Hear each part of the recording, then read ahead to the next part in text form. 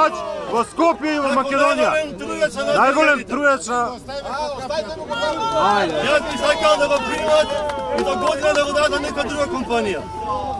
Екоактивистите символични доделија пехар на цементарата Усие, која ја нарекоа најголем трујач на годината. Гестот го направија пред влезот во фабриката, кој беше блокиран и побараа целосна забрана на увоз на отпад кој се користи како гориво. Од движењето за чист воздух велат дека цементарницата користи отпад како алтернативно гориво и дека користењето на таквата енергија подлежи под строги контроли и мониторирање, со што обвинија дека индустријата кај нас не работи според законските одредби во склад со директивите на Европската Унија.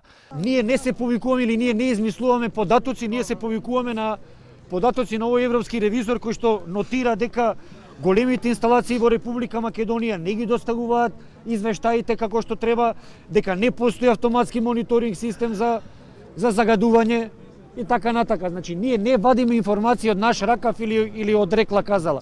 Ова се информации кои што потекнуваат од тела кои што се занимаваат професионално со оваа проблематика.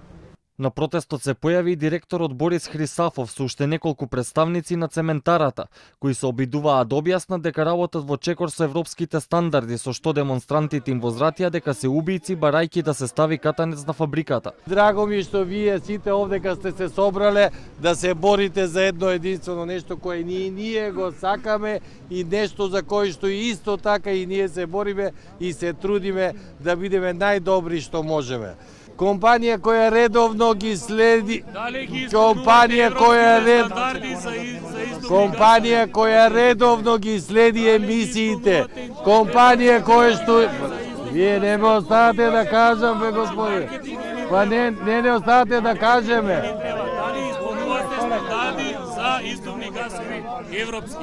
Измената во законот за увоз на отпад кој се користи како енергенс беше неколку пати тема на расправа во собранието. Денеска е ставена на дневен ред и по неколку неделно пролонгирање се очекува да биде изгласана.